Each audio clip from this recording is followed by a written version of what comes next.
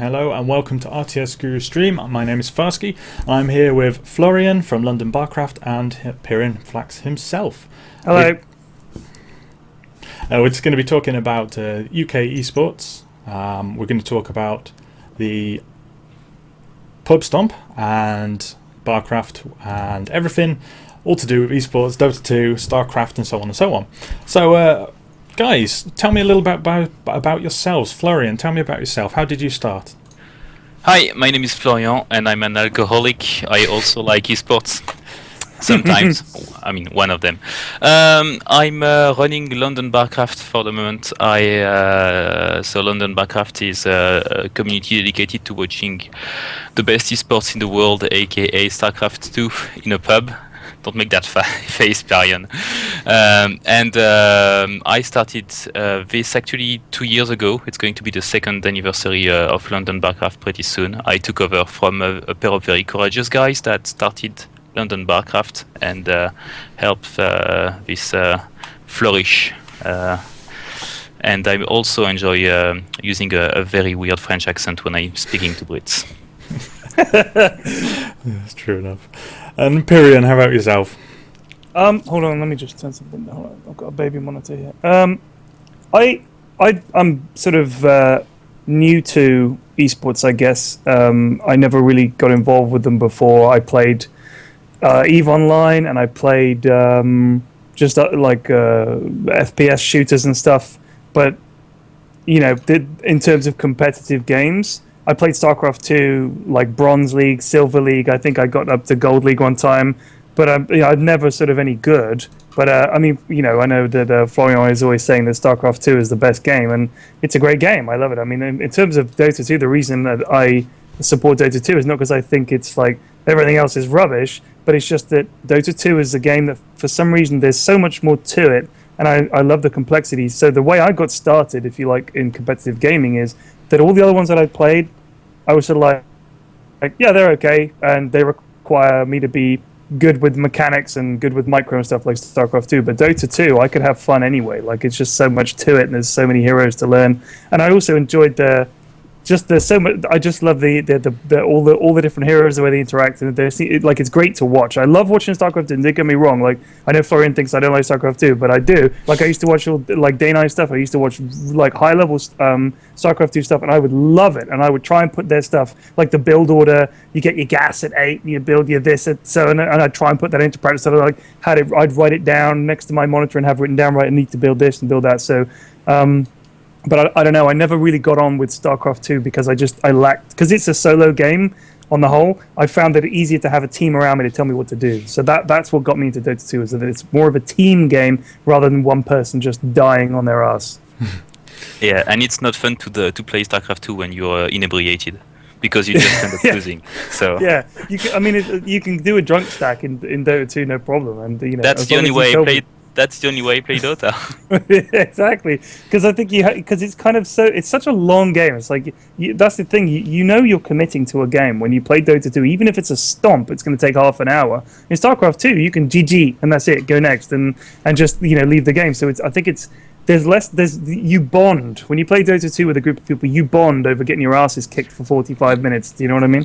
Yeah, the plan generally is to get drunk together, and then my 2v2 partner is an Irish person, so I play Dota with my Irish drunken mate, right? And that's how we roll. We are drunk and we play newbie heroes.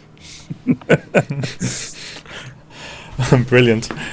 So, when you came into esports, was the Dota 2 the first time you sat down? This is to you, Pyrion. Was it the first time you sat down and thought, all right, this is the solid game I'm going to stick to, I'm going to play? Because to sit down to play Dota 2, yeah, like you just said, easier than StarCraft 2, right? You've got to sit down, and it's so complex. I think you've even said in your video that it just builds on itself. So yeah, was it the first time? There is a lot to it. I mean, honestly, I'd like people who say to me, "Oh, you must have played Dota 1, or oh, I'm sure you played League of Legends or whatever." I mean, I never even played Warcraft 3. Like my RTS ended pretty much at Command and Conquer back in 95, 96, I guess, when that came out on the PC, and I played that. I played Red Alert a bit, didn't really care for it, but I played Dune there was a game called June 2000, I think, prior to Yeah. that, and that was awesome. I mean, I loved that, but that was obviously single player. And then Command and Conquer again, single player. You could play it on LAN, but I was the only person this was at university. I was the only person in my house who had a computer. So then we started playing Worms and stuff, and that was kind of fun. But so that kind of fell on the back burner. And then let's say 15 years passed, and my friend said, "You should try League of Legends." And I was like, "What is it?" And he was like, "Oh, well, it's kind of like a real-time strategy." I was like, just switch off. Like, I'm just got no interest in it. And so I think I installed it. I played it a couple of times. I was like, this does nothing for me. I don't even get it. And he was like, don't hit the creeps, or do hit the creeps, or do this. And I was like, this is ridiculous. And I just sort of quit. And then my friend Amdis got me into Dota 2, and I don't know what it was. At the time, I'd been playing EVE for like 3 years solidly, like really, really playing it. Like, and for about 2 years, I was playing it every day for hours and hours. And in the corp that I was in, like we had a really good laugh. It was a small corp. We had a lot of fun, and I just got into that. And then I fell out with the game, and I fell out with the guys I played with, and I kind of thought that, I need something else. And a long time passed, and nothing happened. And then all of a sudden, like I said, my friend Andis said, you should play Dota. And I was like, I don't want to pay money. He's like, it's free. So I was like, fine. So I played a couple of games, and like the second game I played, I went 0-30 as Sven. You can see it on Dota above. Unfortunately, the replay is lost. I was like, please God, if there's any way to recover that replay, I really would love to watch it. I mean, who goes 0-30? That's literally respawn die. You can't do that. You couldn't even do it if you tried. So, but I loved it. Like I was terrible at this game, and I loved it. I don't know. So yeah, I fell in love with it. Great. How about yourself, Florian? Have you played Dota 2 or just StarCraft? I play Dota 2 a little bit. I've been playing LoL for a couple of games, and I've purified my hard drive by reinstalling the OS. It's.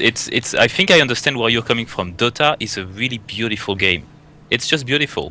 It feels like it's very welcoming graphically. I come from much less forgiving background. I'm a Quake player. I played quite a bit of Quake World, and so back then when OpenGL was a fancy thing, I've always been very happy to taken a lot of pride in sucking very badly at Quake, but I suck in style. So since 1998, I guess I've been playing Quake very badly.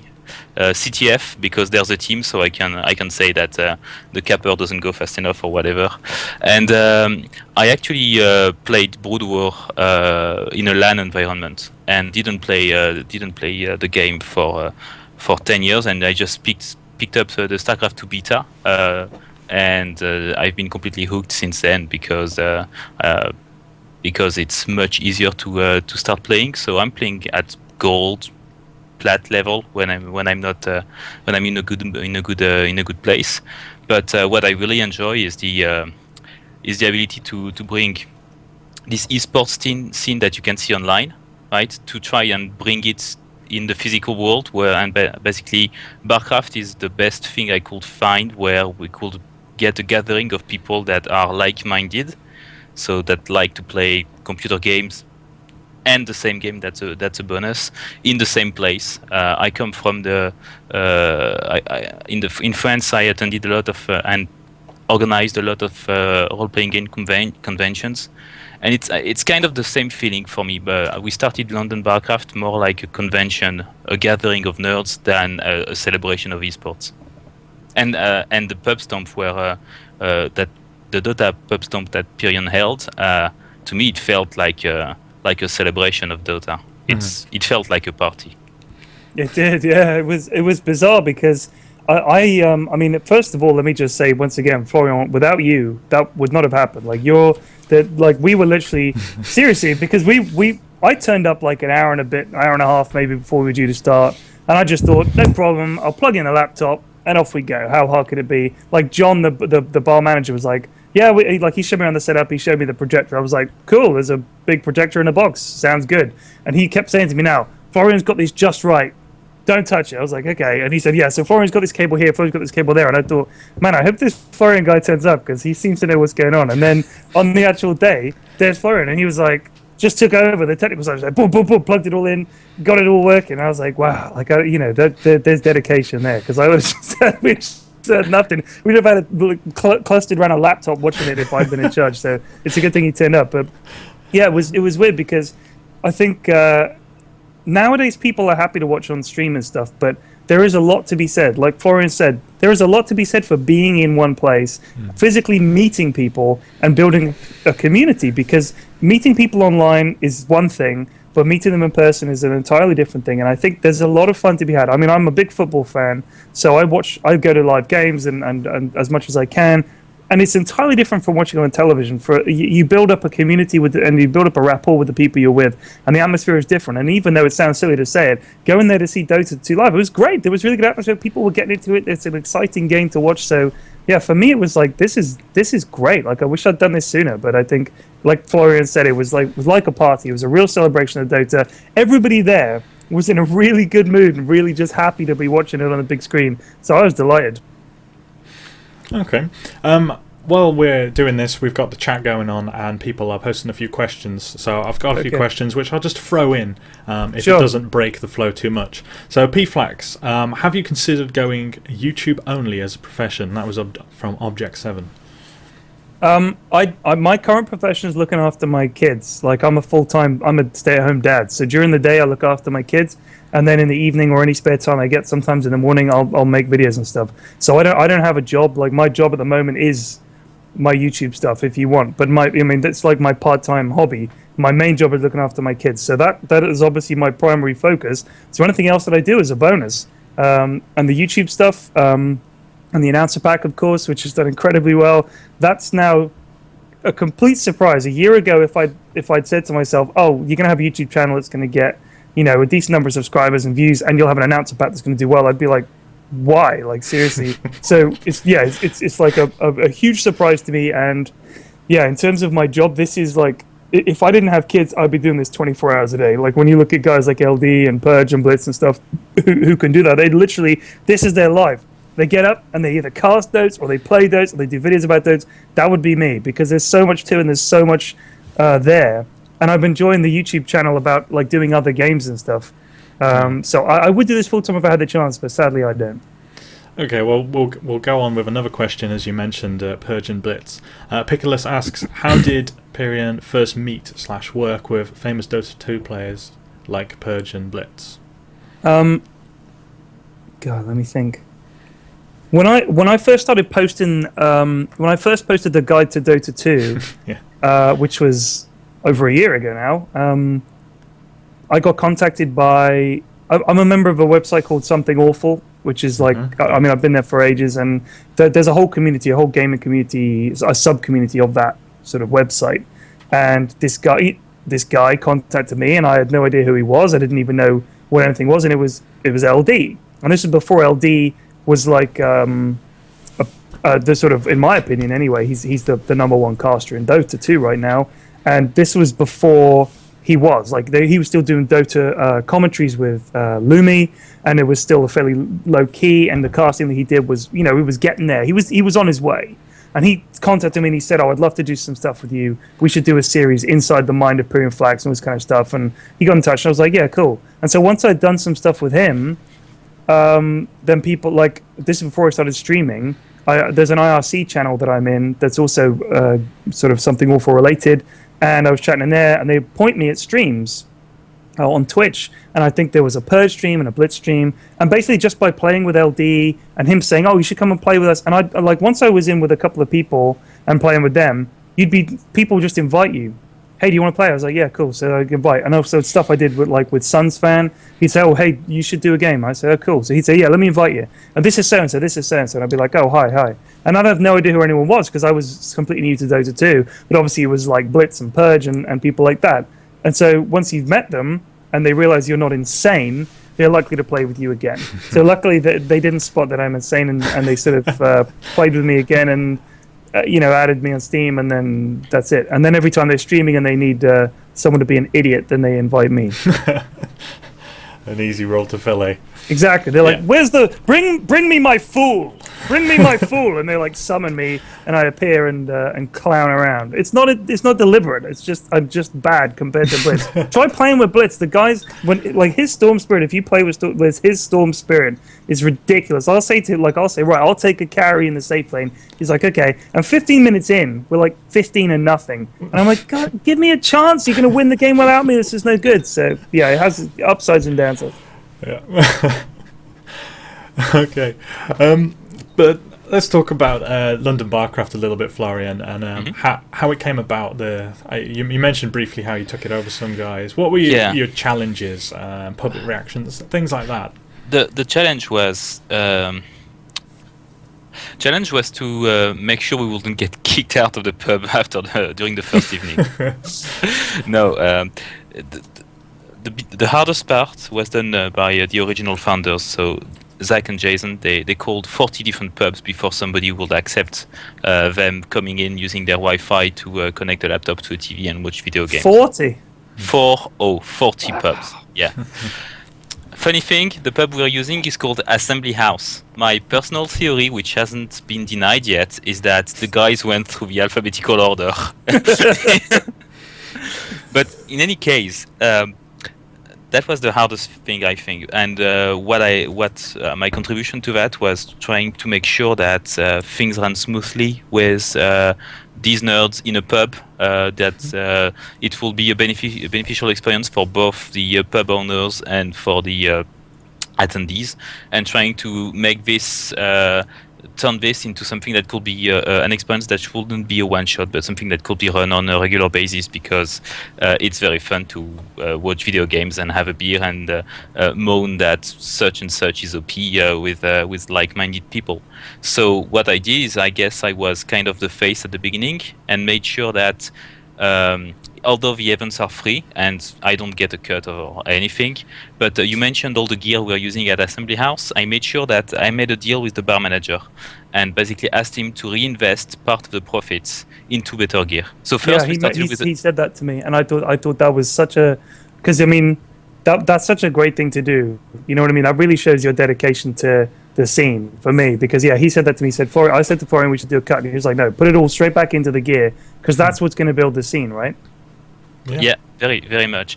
We started with a small TV and no sound and no network, a crappy wireless router. And every time for the first year, every time we had another event, we will have a new piece of kit to play with. Oh, we've got a audio lead that is 20 meters long, so we can have sound now on the Wi-Fi, on the Sono speakers. Or sometimes they actually use some money to actually rent a projector. And then after a year, they bought a very expensive, gigantic projector with several screens to go with it. Now we have a wired network there. And basically just it's making sure that the thing wouldn't vanish overnight as well, because, well, the pub has invested money in this, so it's good business for them to have us again. It's good for us because people see that, hey, we actually are building something and we always have something new to add. And that was I think that was really the biggest thing.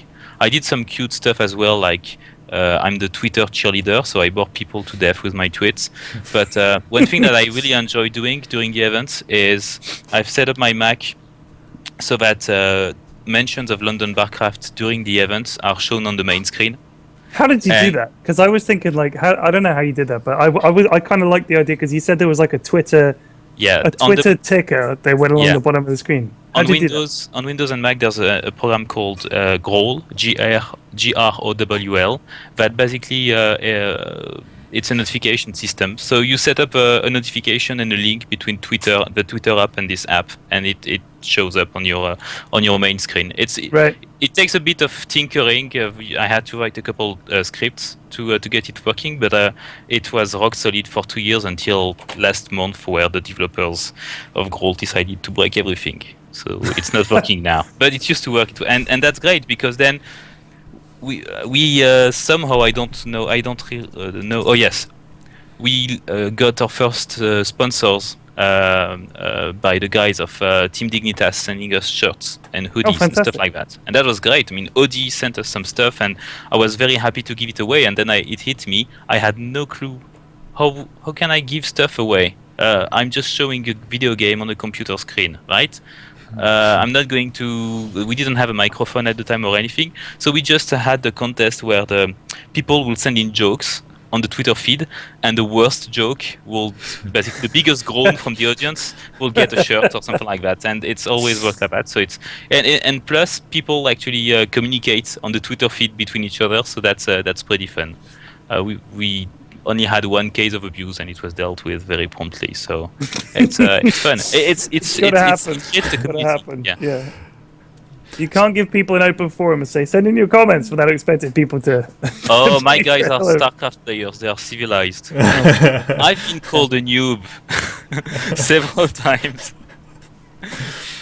No, I'm It's of course- funny. I mean, that like I did notice in StarCraft 2 that you don't get flamed as much because you need to pay attention a lot more than like in Dota 2. You have that respawn time where you can type in fucking noob team or whatever you want to type or abuse people, and also you can abuse them over the in-game chat. Whereas in StarCraft 2, if you're suffering an embarrassing defeat, you just slink away, just exit the game, and GG. If you're lucky, like I wouldn't even GG, I'd just leave the game. Fuck F10 you. For beating me. F10N, mate. F10A. That's my combination. F10A, what's that? That's the exit. Oh, right. no, No, I but just you have leave. no I idea. just leave. When you play 2v2, right? 2v2 games are very, very quick. They're because it's a cheese fest. Basically, it's over in 10 minutes, so you don't have time to get abused a lot. But you get abused by your teammates. I mean, early on in the life of StarCraft 2, I played a lot of 2v2 and on random because I didn't have my Irish wingman. Right. My designated drunk, and the amount of grief you receive when you open after 2 or 3 minutes, your teammate looks at your build and goes, "What the fuck? You fast expanded, you're fucking noob!" GG, and gets out of the game. Well, But StarCraft, when your teammate quits, you get his cash. oh really? It's a good thing. There are some people that actually You get actually you if someone quits in Dota 2, I think you get their money. Do I'm you? sure that's I'm sure that's the It's case. spread, I think if they DC, then you get their money. But there is a lot of abuse in StarCraft as well, especially when you're playing 1v1 versus a bad opponent. You can offensive GG. There are a lot of ways to express your discontent to. Yeah, that's true. I was once asked when I was talking about Barcraft, because I've also set up a Barcraft. I did the Cardiff one with the help of Florian. He sent me a document which I can post up later in a write-up. I have the same document. I looked at it and I was like, this looks way more complicated than I'd anticipated. It's something that I wrote over the course of the first year.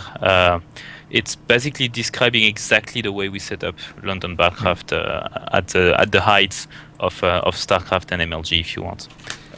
I remember talking to you, Florian, when we first talked, when I first came to London Barcraft, and I was asking about where else are Barcrafts held, and you were trying to set up, I think, with Green King. Yes. You were trying to set up like a package which you could send to all Green King pubs with the sort of approach of, hey, you can do this.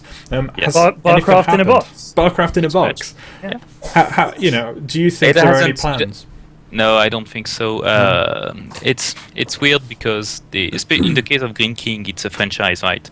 So the pub manager, John, at Assembly House, which is a Green King pub, was going against the grain at the time and kind of trying to fight for us to legitimize holding Barcraft events in a very traditional setting. I don't know the background of these, the connotation of this chain of pubs in the UK, but it looks quite traditional. We are very lucky because we have a very nice looking pub. It looks quite posh, right? Yeah. I think.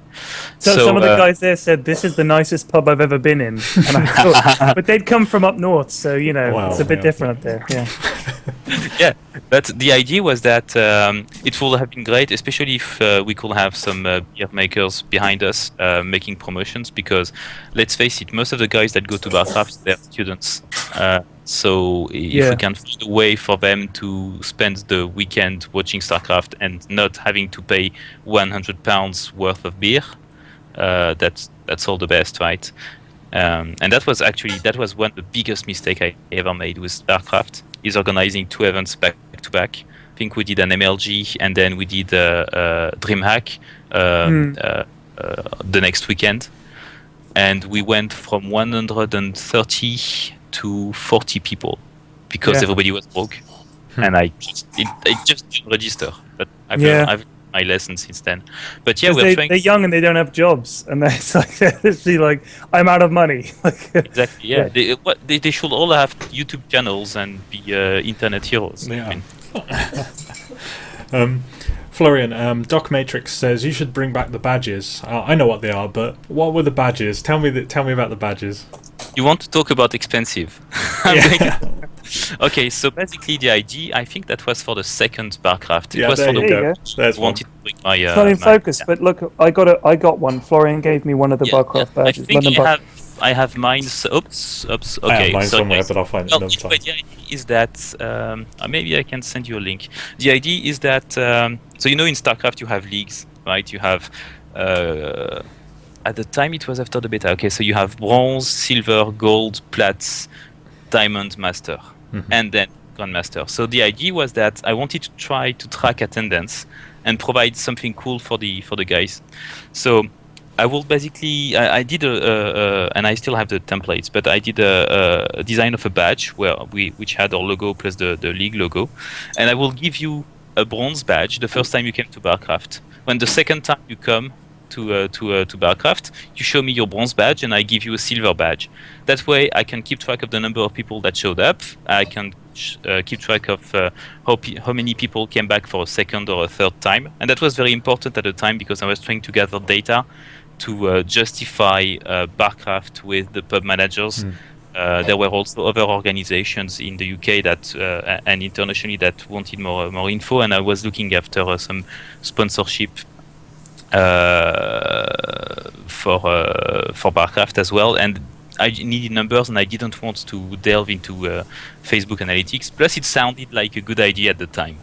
So now that I've said the red herring phrase, it sounded like a good idea at the time. I forgot to do one thing, and I think I told you what it was, Pyrion. I forgot to do the math. It was way more successful than I anticipated, and basically, after the first event, I gave out something like 120 badges, and I did the math, and it will have cost me about £1,000 to get enough badges to go for 6 months to cover everybody that came in the first time. So sadly, I only did a run. So let me just think about that, because I spent £10 on those paper disc badges that I gave out, but I only bought like 60. But these are metal.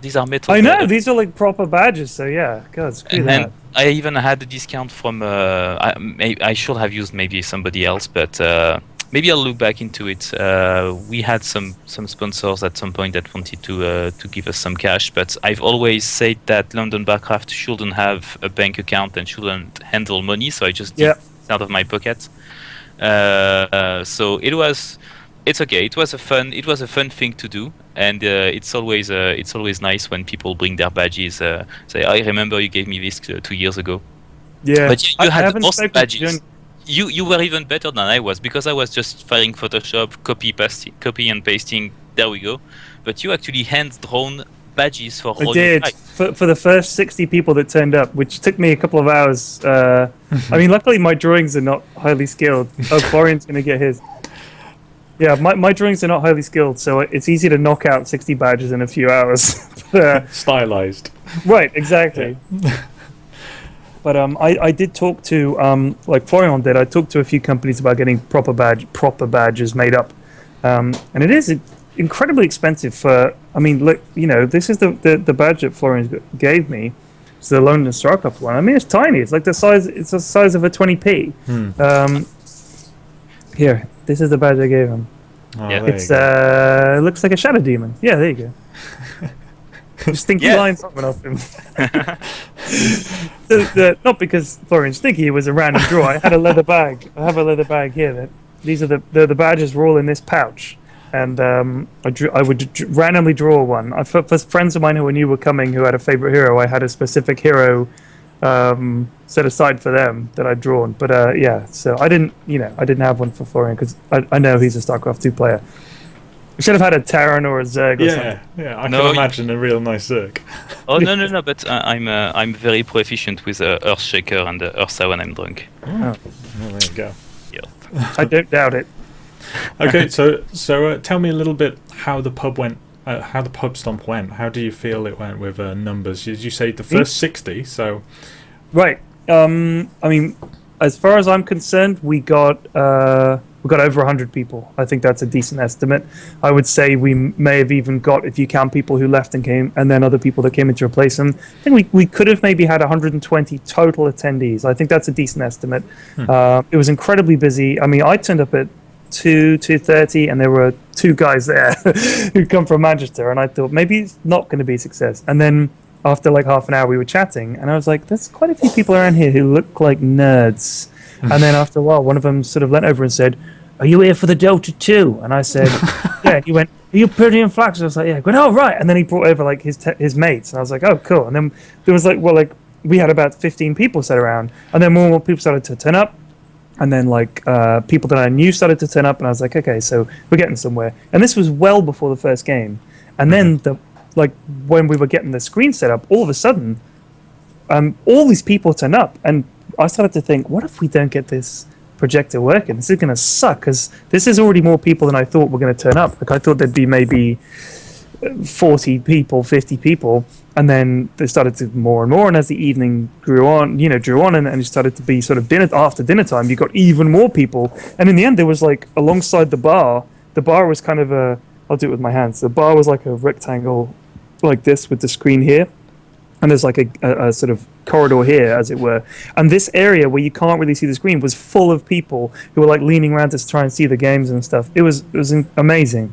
So yeah, I wish I'd made more badges or kept the count of people, but yeah, it was as far as I'm concerned, it was far more of a success than I thought it was going to be, and yeah, I can't wait to do another one, but I just need to wait. I mean, I don't know if it was because it was as far as I can tell, one of the first London Pubstomps. There was one last year for TI2, and I was there, and it was good, but it was like maybe 25, 30 people. It was in a pub in King's Cross, and it was kind of maybe it was a bit more than that, but not many, and it was okay. But this time it was like crazy. It was absolutely crazy. Like 120 people. It's like TI3. The hype is crazy. People are coming out of the woodwork. So it was big. Why do you think it has grown in the UK? How do you feel about the UK scene and esports? I can't speak for other esports. Okay, just talk about Dota 2 at first. Dota 2, the UK scene. I actually know UKDota.net is the biggest sort of UK hub, if you like, and I know a lot of those guys like Will and Durka, I think, is in the chat, and Rabbit, and a lot of the guys that play in the in-house league, and I know those guys a lot, and I play in the UK in-house league. They've got an IRC channel. I know they're going to upgrade to a fancy front end where you can get a game, I think, through the internet web browser rather than having to go to IRC, because it's kind of who uses IRC? What kind of reasonable person uses IRC in 2013? I mean, I do, but I'm old, so I guess they're thinking, to get people interested, you have an easy interface.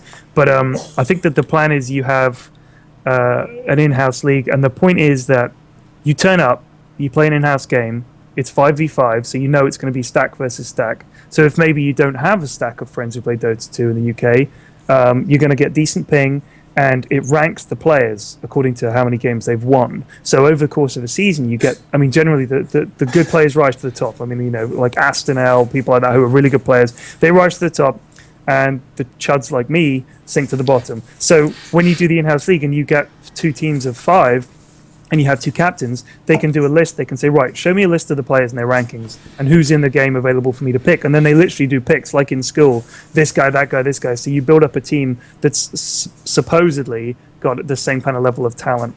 So, yeah, that I think is great. The UK Dota scene, well, with the Danny D stuff is kind of, I don't know, I know the players involved, so the drama, if you want to call it that, is even more funny for me.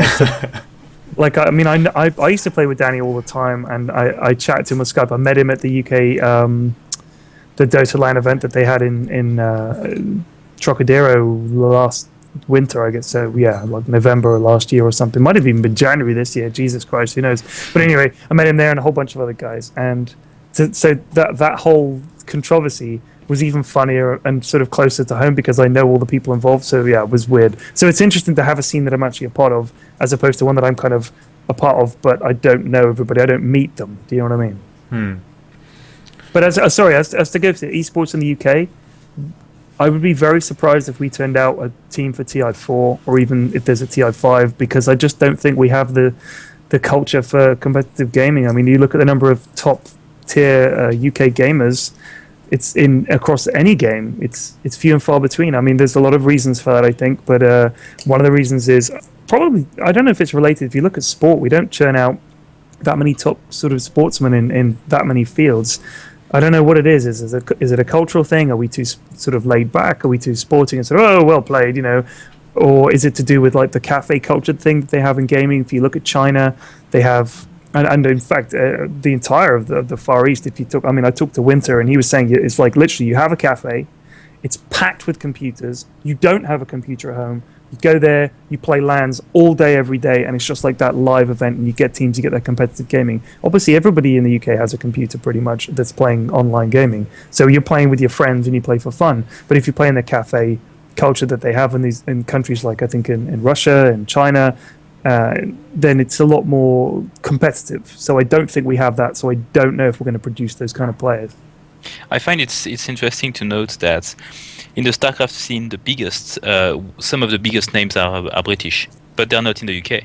We have Apollo, right, a very big caster, and now he's living away in up in the north, Finland. No, anyway, we have Total Biscuit, who moved over to the States, although he came to he's StarCraft not later a gamer. on. Like in terms of the commentary and that side of things, I'm talking about someone who actually Which brings plays. me to my point. Oh, I apologize. Benjamin Baker, the Muslim, the best Terran, arguably best foreigner Terran with Le Cifron. This guy is in the States, and that's about and the first esports professional ever, Sujoy. Yeah. Sujoy. Okay, I'm a Quake nerd. Yeah, I'm a Pubs. Quake nerd. I nearly failed university because I was the guy refreshing Planet Quake all day long, right? And I'm so in my tech setup because everything went wrong. HDMI cables decided to stop playing with me that day. I mean, we had a crowd, 100 people, and Pyrion was great because he was chatting with them and entertaining them, and at the same time looking at me and said, "Is this fucking thing going to fucking work?" Like, with your bloody British accent. Anyway, and I was busting everybody around, and there was this guy that brought a lugged a computer that was something like 30 kilos. I was so fucking bossy, you have no idea. I just ordered him around, do this, do that, hold this, while we were testing cables. And at the end of the event, he came to say, "Hey, hi, nice to see you again, Florian. I hope you remember me. My name is Ron." Fuck, that's such joy. And I've basically been a bitch to the guy that was my hero when I was a He was such a nice guy. Like I'd only met he's him always nice. a couple of months earlier because I was playing with James Harding, and he was like, "Pyrion, do you know Sujoy Roy?" I was like, "No," because I never played Quake. I never played competitive game. He's like, "Oh, he's a competitive game." I was like, "Oh, okay." And we got along and stuff. And then he said, when we were talking about it, he just got in touch with me. He said, "James says you're hosting a DoTA event in Kentish Town. I live down in Camden. I can bring a computer if you want." I thought, yeah, cool. And like Florian says, he turns up with a fucking suitcase. It was like huge. And he brought his entire rig, like his actual desktop. He had this huge monitor and all this stuff. And I was like, fuck. And we ended up not using it because we just used the laptop. But he's just such a nice guy. I was like, yeah, Dota 2 looks really good. But he's such a cool guy. It was really cool to meet him. But obviously, not being a massive Quake nerd, to me, it was just like, oh, it's Sujoy. But if Florian had known, he probably would have fallen over. Pretty much, yeah. And the worst thing is, I already met him when we were working on the possibility of bringing esports events in London together. Right. Sadly, it fell through because, well, of external factors. But the attitude of everybody was very really incredible. You mentioned that it was the first event in a year for Pubstomp fight. Well, that I know of. There might have been others. I don't want to say that there weren't others. Right. If there were you other went successful to the Pubstomp event last year at King's Cross, and Lawrence organized that, right? Sorry, who? It was organized by Lawrence. I only know him as Lazarian. If that's Lawrence, that's possible. his. Yeah, it's possible. Okay. In any case, I think the reason what you witnessed is also the happiness of the community reforming itself, because these guys have very short memories, short-term memories. Yeah, no, gamers, right? If you don't keep them entertained every month, it's going to dim, and then next year it's going to be new again. So what I witnessed was the rebirth of a community, and that was incredible because everybody in the pub, everybody, even though the stream was muted because I still had technical issues, everybody had a fucking grin on their face because they were so happy to be amongst like-minded geeks and to just share something they love with somebody else. That was incredible to see, and it reminded me of the beginnings of London Barcraft before we became jaded because Terran is the key and Hydra never wins. Yeah, it's weird. I mean, the game is it's just that it hasn't even peaked yet. I mean, it's just on the upward slope, so it's kind of it is exciting. I mean, I was thinking about when John at the Assembly House had told us that they had this space. I was like, where are you going to put us? What's the basement room like? And I expected to be led to this dim kind of basement, like cupboard. And when everybody walked in, they were like, "Where's the Barcraft?" I was like, "Where's the Dota 2?" I was like, "It's here." They were like, "Really?" But there's like light here and windows and a bar staffed by pretty girls and a massive screen. I was like, "Yeah, this is what it is." They were like, "I thought it'd be in a back room somewhere. Like we expected to be in a broom code." So then, like John showed me the back of the bar is even bigger. I mean, it's like you've got like a pub-sized area that we filled, but there's like 2 more pub-sized areas at the back. And if we could fill that, like if we had a TI3 Pubstomp, you could fill that. I really think you could. So we could totally do something like that. So yeah, it's just there is an appetite for it. I think people were saying, "Oh, if only I'd known." I've had loads of people saying, "I wish I'd known you were doing a Pubstomp," but I've got to think of some better ways of putting the word out there when we're doing it, because I did a post on Reddit and a load of stuff on Twitter, and that's it. Like I didn't put anywhere else. Like I think actually there was something on. God, I can't remember. A couple of websites ran a story in it, but I didn't publicize it as much as I should have done, and I should have done a video and said this is when it is, and then everybody could have linked that. So next time I'll do that, because I didn't think it was going to be big. I thought it was going to be like 30, 40 people. I was like, I'll just get some people to turn up. Why make a big deal about it? Because if you go all out and nobody turns up, it's kind of like, well, that killed that. You know what I mean? If you go nuts and nobody turns up, it's like you went as crazy as you could, and you still didn't get anybody turning up. So I think this way, there wasn't a huge amount of sort of publicity, and we still got a lot of people. So if we publicize it properly, damn, it could go crazy. We'd have to get Cyborg Matt back again for sure. It was great to meet him. What a guy. Oh, we could ask we could mention now a question that Dread Knight said. He said, "Do you have any tips on?" We could probably go into this in a bit more detail after, but do you have any tips in setting up the Barcraft? He mentions he was heavily involved in the Leeds Barcraft, which unfortunately died. Yeah, and he was thinking about doing a Dota one in Manchester. So Dread Knight's one of the guys I play with in the UK in-house league, and I play with him all the time. He's a nice guy. And I've watched him play Dark Souls or Demon Souls, whichever one it is, very badly. So yeah, he's a cool guy. So if you could both give one tip to keep it, short honestly, and sweet. my only tip is get Florian to do your tech support. That's the biggest tip. Yeah, organize it in London. Honestly, find a bar where the manager is into it, because like Florian said, finding the pub was the hardest part. For me, it was easy because Florian had already done the legwork, and all I did was I went on the UK in-house league IRC, and I said, like, I asked everywhere, and everyone was like, no idea, and I just got searched for pubs, and I was like, where the hell am I going to do this? I was like, I asked Lazarian, he said you could try the place we did last year in King's Cross, and I was like, I mean, I didn't really care for the pubs, so I was like, meh. And then I kind of started thinking, and then someone said, try the Assembly House. I think that's where the Barcraft guys do their stuff.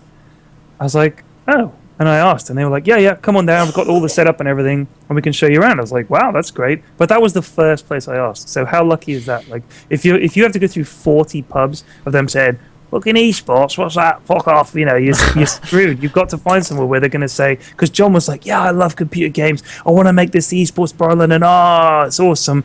I was like, what games do you play? He goes, Call of Duty, I think, on the PlayStation. I was like, oh, okay. But maybe he'll be into Dota 2 anyway. But so, yeah, him being willing and into it, that was the key. Find a good pub. Yeah. Yeah, you have to make it a worthwhile endeavor for both the viewers and the pub. If you need buy-in from the pub, and you also need when you can have a very small event, just 10 people, right? Even if it's a small room, my advice would be, on top of what Pyrion say, when you run this thing, make a dry run if you can. Come the day before and take your laptop and and a friend with you with another machine, and just try out the place, try out technical things, cute things, and then advertise it once you are comfortable with it. I ran a lot of events where I was stressed out of my mind, and these are fun in their own way, but it's actually better when you know what you're doing purely on a technical standpoint. After that, advertising is tricky, I find, because you can either get people that are just going to show up without replying. That's what you had, Pyrion. Yeah. And or you can get people that say they're going to come and actually don't show up. And at London Barcraft, we had both cases. Sometimes we provision for 100 people and 50 show up. Sometimes we provision for 50 and 100 show up. So it's very difficult. It's really impossible. And also, I mean, I think that goes back to the thing about you have to have an understanding bar manager, because if you go to a bar and you say, yeah, we'll get 100 here, and you get 25, you've killed your chances with that pub. Whereas if, like John was like, we'll do this as a test run, we'll see how it goes, it does well with Barcraft, blah blah blah, hints and tips and stuff, and I was like, okay, so work with them, and then it's easy because it's their job. It's their job to have their place filled and people buying food or buying drinks, right, and not making a mess on top of things. But they know how many people can fit in a room, and they know what day is best for them to organize events or not. So, and sometimes they can actually tell you, you know what, you're doing this event on that date. I wouldn't do that. There's a big concert nearby, or So really, it's for them. The fact that it's just showing video games from a computer from an internet stream, it's pretty much the same thing as watching a game on a rugby game. Yeah. And they already know how to do that. So all you have to bring is the technical knowledge on how to hook up your computer thingy to the screen and get in touch with your local community. And that's you actually. Go to your school, go to your student union, or even online. It's local, so you have to find local people. I don't know if you have internet cafes or whatever. We tried advertising with internet cafes, but then I realized there are actually no gaming internet cafes in London anymore. Yeah. After HMV closed. Yeah. I mean, even then, that wasn't huge. I mean, for the Dota LAN thing that they did there, was it Dota Talk? I can't remember anyway. The one they did there, it was okay, but they were like, yeah, we've never really had a Dota 2 event. It's mainly League of Legends. Like, that was it. And they were sort of, it was pretty difficult from a spectator's point of view. If you weren't playing, there was nowhere to go. Like, so we had like a small crowd. You just sort of stood around at the back, and it was kind of weird. So I think that, like what Florian was saying about the pub, you need to be aware of the fact that these guys are running a business. They need something from you. As much as you would love a room and drinks and everything like that, if you don't demonstrate to them that you have a well-behaved crowd of people that are going to spend money on drinks, why would they have you? Because otherwise, you're taking over their whole pub, then their business. And these guys don't own the pub a lot of the time. They have to talk to their bosses. But they can't do this as a labor of love. Like John, I haven't spoken to him because I think he was in Portugal. But basically, if you do this as a labor of love, and then you say to your bosses, yeah, we had a Dota 2 event and 15 people turned up and we emptied the whole front of the pub and they took over for 8 hours. They'd be like, why the fuck did you do that? You just cost us a load of money. So you know what I mean? You need to justify it from a business point of view. And I think you have to be aware of that. Even if you've never run a pub in your life or a business, you have to understand that there is a side of it that you have to allow for. And if you don't do that, you won't get that pub again, even if you think you had a great time. Well, we're running very close to running out of time, so I've got some questions here which we can kind of bullet point through, just so everyone's had their questions answered. So following on to all that you just said, More Dotas asks, how much time do you think people need to put into planning an event such as a Barcraft or a Pubstomp?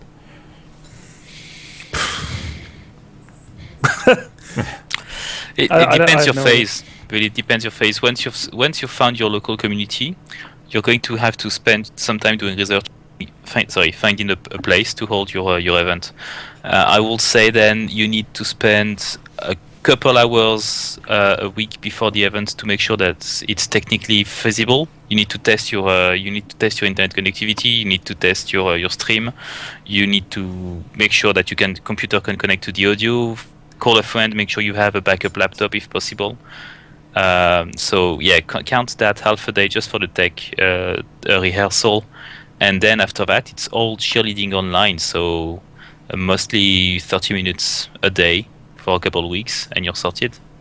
I would say, like, in terms of having a backup, I think having a couple of laptops is a great idea. I would say that if you have in the back of your mind how you want it to go, and then have an idea like, okay, if everything goes wrong, how many laptops do we have where we could stream from? Like, bring a couple, 2 or 3 laptops, and then you could at least put them on tables and say to people, all right, we'll just drink and we'll have to watch it. It's not ideal, but we'll sort this out next time or whatever. And that comes back to having an understanding group of people. Like, if 100 odd people had turned up to the Pubstomp and we hadn't got anything working, would that have been...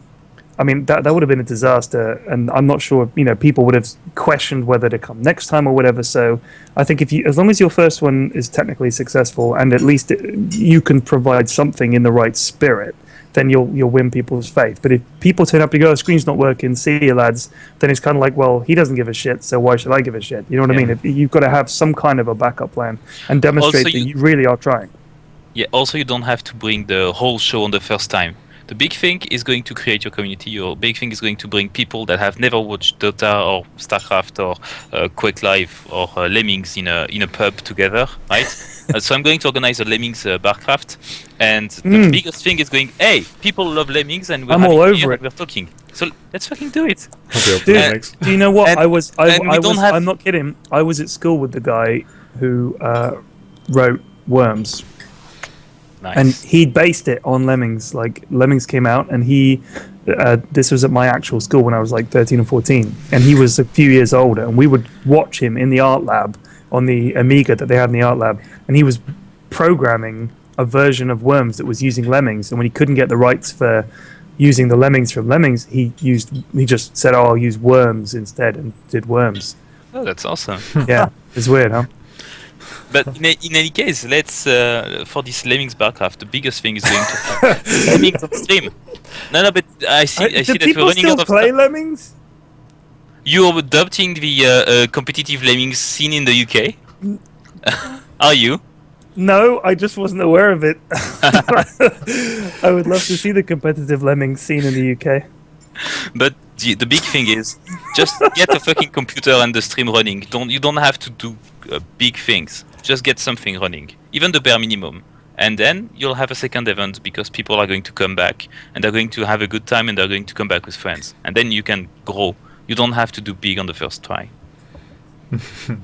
Yeah, I agree. I mean, honestly, if you could get 15, 20 people, like Florian said, friends of friends, student union, I think, is a great place to start. If you can get a place, go from there, because the people who are playing the games, that's your community. How can you best reach them?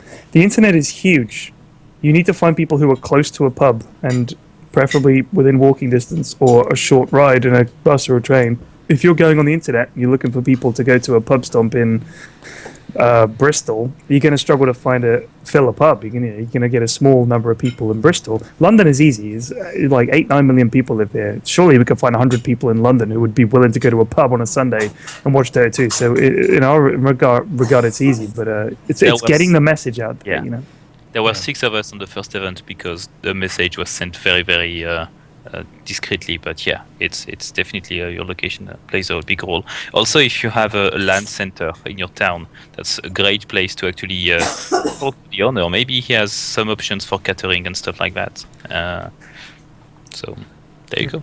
Yeah, I approached the student union and the gaming society at Cardiff University to arrange mine, and a guy called Ben, who was vice president or secretary, I can't remember his title or whatever, he pretty much held my hand and got the names out there and everything, so he was a great help, and that was all through the student union, and I had nothing to do with them really, so it was real useful. So yeah, go to the student union. I'd say that's the other thing, is you'd be amazed how many people, I mean, look at Florian. He came along and basically made the event happen. He doesn't even give a shit about Dota 2. He hates Dota 2 and everyone who plays it. So, you need to just find the fact that there's always people out there who are willing to help out, and there's a whole community of people out there that will help you. You just have to find out that they're interested in the same thing, and they'll say, "Oh yeah, that sounds like a good idea," and then they'll just wade in and they'll just help out. So yeah, you're not alone. I just think if you just set up the pub and just put up posters and sit there in the pub and hope, then it's not going to be great. You need to reach out to people and talk to people, and everybody knows someone. Like John was the guy, John the bar manager. He was the guy who knew Florian. Like I wouldn't have found out otherwise. Like, it was that kind of connection. So just talk to many people, find out. You'd be amazed what kind of connections you can make. Yeah. GG Blue Knight says, Pyrion, Florian told me to tell you to make that Facebook group. Where is it? I just couldn't be bothered. I've already got I've got my actual personal Facebook account. I've got the Pyrion Flax Facebook page, which I can barely be bothered to log into. I've got my Pyrion Flax Facebook account. Another Facebook. Fuck Facebook. I'm sick of fucking Facebook. I can't be bothered with it. If somebody wants to do it, fucking do it, and I'll just put a stamp of approval on it. I don't give a shit. But is that Blue Knight? Is that Blue Knight? Blue Knight, by the way, I think he was there. He was one of the laptop providers. He was a hero. This guy was a hero. I think I shouted more at Blue Nine than I shouted at Sujoy. Yeah, and he remembers that. And when I told him that, he was drunk as hell. So props to Blue Knight for remembering that. I think he provided the Skype PC for the. And the only missing, the only working short HDMI cable, for which I am eternally grateful. That's correct. Without that, we would have been fucked. Barcraft. Yes, pretty much. But what you need is a way for your local community to play online and meet online. Facebook, Twitter, or I don't know, whatever you young guys use now. They need something to actually meet online and organize games when they can play together between events, and then they can... Basically, what you've just done is, I'm pretty sure what has happened at Pubstomp is that guys that came in together by themselves made new friends. Yeah. So you need to facilitate this social exchange between your attendees. That's the only thing that you need to do.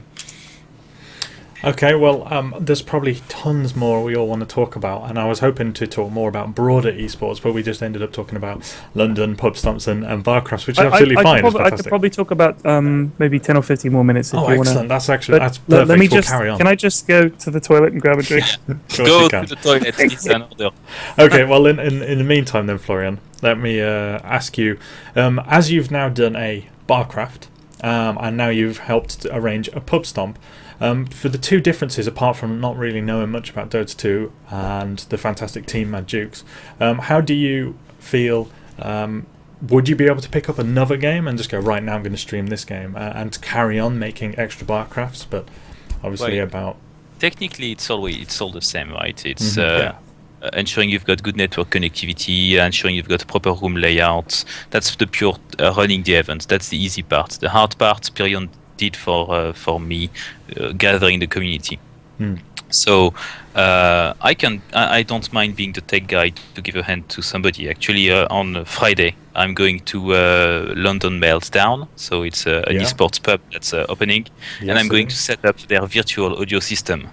So that when you have a LOL stream and a DoTA stream and you want to hear what the LOL guys are saying, you put up your iPhone and you stream the audio on your phone, and you can hear what these guys are saying without bothering your Dota mate. In any case, the tech part is easy for me, and I wouldn't mind doing it because I actually enjoy the rush of setting things and running things behind the scenes.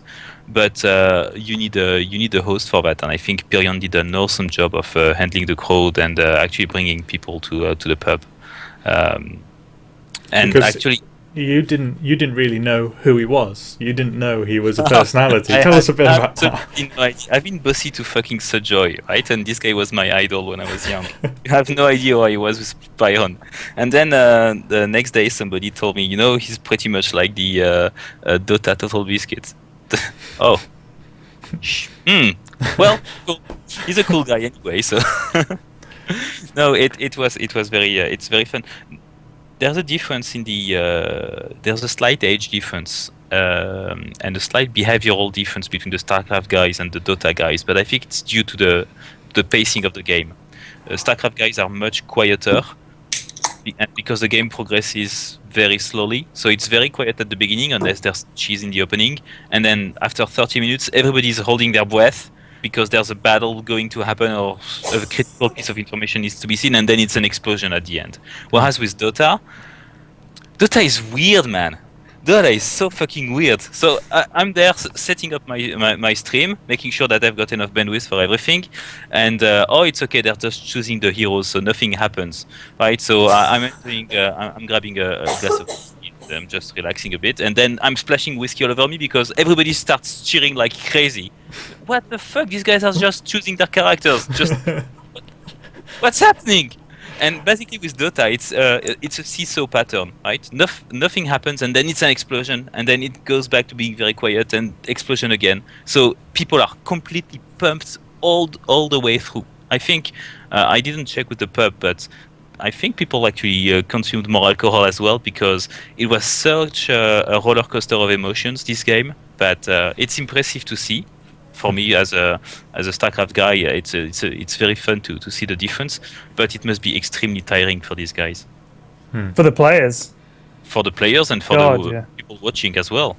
Yeah, I mean, I've cast some games with LD before, and a few other people that were sort of like more laid back, and like I did some casting with Toby at the Ray Call event and stuff, and a lot of people find it really nerve-wracking casting, and I don't mind it. But when it comes to playing it, I find when I play it, which is when you'd think it would be, I'd be more laid back. I find that I can only focus on the game. I become absolute, because like even last hitting creeps and stuff, you requires 100% of your attention. You can't wander, you can't deviate, you can't mosey around. Your attention span has to be 100% on it.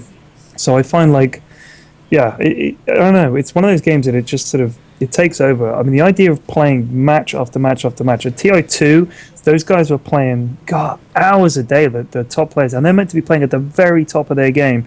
Now they've made it 5 days for TI3, which I think is a smart move. But I mean, the idea of playing that many games at the highest level is just I just can't imagine it. It just blows my mind.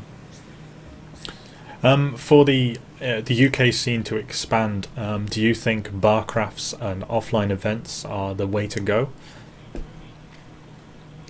I don't know about Barcraft. I don't know if Barcrafts are going to churn out great players. They're going to churn out the good spectators. But I mean, you're not going to learn much about how to be a professional player by sitting in a pub watching Dota for 8 hours. But it's a lot more fun, I'd guess, because all the pro players that I've ever met, they're just like completely Dota. They wake up, they go to sleep. It's just Dota in between.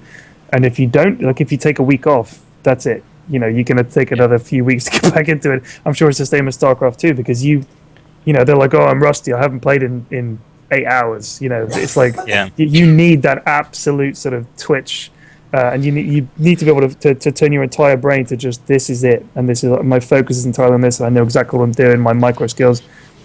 So I don't think a Pubstomp community. I think you'd need to have a competitive gaming community. That's what the in-house league is all about. Mm-hmm. I know there's a bunch of them around because you want to build up a competitive game. Because when you play in the Pubstomp, so even if you queue as 5, you could be queuing against 5 random dudes, or 2 guys and 3 guys, or a team of guys who are just messing around. And it's impossible to tell if you're playing an in-house league. Then everybody's trying their best because everybody wants to get to the top and beat everybody else. So like some of the games, they're over in 17, 18 minutes. You get used to that competitive style where you go, that's it, it's over. So you have to fight for every inch, and you can't lose your lane. So without that, when you're just playing for fun, it's impossible to build a competitive scene. You've got to play to win, and I think that in the UK, if you look at sport in general, I think we're a lot more laid back, a lot more easygoing, and I just don't think we've got the focus on playing to win, and I think that's what's holding us back in competitive gaming in general. But there you go. And sport. I mean, I'm watching England-Ireland, and I mean, England are shit. Like, I hate watching us play. We are absolute shit. I think it's a combination of shit coaching and shit players. I'm clueless. Absolutely clueless. Robust Penguin asks, do you think there's enough space for a UK university league for Dota 2, Quake, StarCraft, etc.? I think there's one for StarCraft. Yeah. But so you have to be a student at university. Yeah. How would that work? Well, I'd imagine it would be along with the student union. You'd have to be a student, but they would allow Lumini students, perhaps, or you just play for that university. But I think it would be a great hub to start. I would say, first of all, that students would be far too busy studying and revising and doing their work and stuff. Thinking. There's no way that they would find the time. That's true. I don't know. I'm sure it's possible that you've got more people at university now than at any time, I think. So give them something. When I was at university, the internet was still a fairly new thing, so we didn't have anything like this. But there's absolutely no reason why you couldn't do it. I think it would be good. It would build communities and stuff locally, like we were talking about the Barcraft scene or the Dota 2 Pubstomp scene. If you go down to the Union on whatever night, let's say they pick a Tuesday night, you go down there and there's 15-20 guys all playing Dota 2, there's your first Pubstomp right there. You know what I mean? And then you build it from there. So I think it's a great idea. It would build a competitive scene and to build teams. I mean, if Team Bath is against Team Leeds, that'd be good. You might tune in if you are. Like, I went to Plymouth University. I'd love to see Plymouth University stomp somebody. We had a fun tournament run by ESL before the coup changed and they moved. But basically, we had a Barcraft league, and that was very fun. We had teams from each Barcraft in the UK playing. What was the format? It was a Star League format, I think. So 5 players per Barcraft going at it, and we actually streamed that with ESL. And it was actually good fun because you get to get local talent recognized a little bit, right? And it's good fun because everybody wants to make the trials and wants to actually be part of the team, and that was a very fun thing to run. Although the casting was very poor because it was done by yours truly, but I think this is these kind of events are very fun. I don't agree with you, Pyrion, when you maybe you're a bit biased on the competitive scene. I think there is the esports and competitive aspect, but it cannot live without love for the game and love for playing the game. Even you have to enjoy sucking, and I think. Believe me, that's all I'm about. That, yeah, believe me, I would not be still playing it if I didn't enjoy that. Yeah, and I find it's the problem with competitive games is that the casual playing as a casual is frowned upon. I think it should really be encouraged, and it should be it's an environment that should be fostered. I agree with that, absolutely. But I thought we were talking about building a team that would be competitive. And I honestly think if you have people who are going to be a competitive team, if you look at, I mean, I've played with some of the guys who play on these teams, and they cannot just play for fun. Like, they play to win every time, because you can't turn that off. You either want to win, everyone's played sports in real life with people who are super competitive, and they can't help themselves. Even in a friendly game, there's like sliding tackles and elbows and stuff, and that's just who they are. And I think if you can't foster that, I mean, it's interesting what you were saying about the idea of building the university league and stuff like that. Is there must be people like that out there. There's 70 million people in the UK. There must be a lot of talented gamers out there, but maybe they think that there isn't a community, or there's no point. I'd never get a team going. None of my friends do it. So if you knew that there was a way to meet competitive gamers out there, that's what it comes back to what I was talking about, the cafe culture, the gaming cafes, is that you went there and the people who are there are into the same shit you are. They're there to play, and they play to win, and they're there for hours a day, and you can see for yourself that they're good, and you're like, that guy's always here, and you might get talking to them and make a team with them. If you're just playing with your friends, like if you're playing online, I play with my friends. Like, some of them are good, some of them are fucking horrible, some of them are even worse than me. but I would never think to form a competitive team with them. And if I was brilliant, I just think I was better than my friends. Like I know that there's, I did the Ogar Invitational, which was some Swedish guy. This was a long time ago. I'd never do this now, but he just emailed me and said, "Hey, would you cast my friends in my tournament?" I was like, "Fuck it, yes." We like made a promotional video, and I did it with my friend Shane, and it was a really good laugh. And they got a player called Paul Flint who plays for them. That guy is fucking legit good, like really, really good. But he just plays with his friends all the time. I mean, he could be a pro player. I really think he could. I've seen pro players that are not as good as him. So he could, if he dedicated his time and nothing else to it. But it's like, why would he? You know, he plays with his friends. I'm sure he's got other things he's into. So it's a weird thing. You need to foster a community, but you need to literally have nothing else to aim for that you can dedicate 24 hours a day. So it's a weird combination. Do I want to push the youth of the UK into competitive gaming? I don't know, because how many of them are going to make it? How many pro gamers make a living wage off it? It's a tough industry. Do you believe? I don't want my kids doing it. I'll tell you that right now. Yeah, there's not really much money to support it, but do you think esports globally is growing? Well, I think it is. We could all agree that. But do you think it would? Do you think in Europe and UK? Do you think it will grow? Is it? Well, is there any? Twitch has invested a lot of money in 3 new data centers. So here's your answer. Yeah, if there's money, where there's muck, there's money. So I think the fact that the Twitch, if the people, like for instance, all right, let's say that you have a team and they do okay and they qualify for things and they win some stuff. You're not making the big bucks. You know what I mean? It's like that old Chris Rock bit where he talks about people being rich. Michael Jordan isn't rich. The guy who pays Michael Jordan is rich, right? That's rich. So, all right, the gamers do well, but if Twitch are doing well, then there's money in it. Like it has to be that sort of overall capitalist framework with the fingers like this in order for it to work. So if there's money in esports, then it'll grow. If there's no money in esports, then it won't grow. It's that simple. Why do you think Tukud opened this studio? He's pulling strings behind the scenes. Yeah, exactly. Like, this is James Harding right here. Like that. It's the puppet master. I think we'll go back to some of these questions that people are asking. Silvertongue asked a question about an idea to open a pub that is dedicated to gaming and hosting esports, and would it be risky a venture? And I already know that Meltdown in London is doing such a thing, and I think we're all going there. And yes, they're taking. Yep. Yeah, okay. Tell me. They have balls. You have no idea, man. That's on Saturday, isn't it? The 1st of June. It is. Yeah, I'll be there.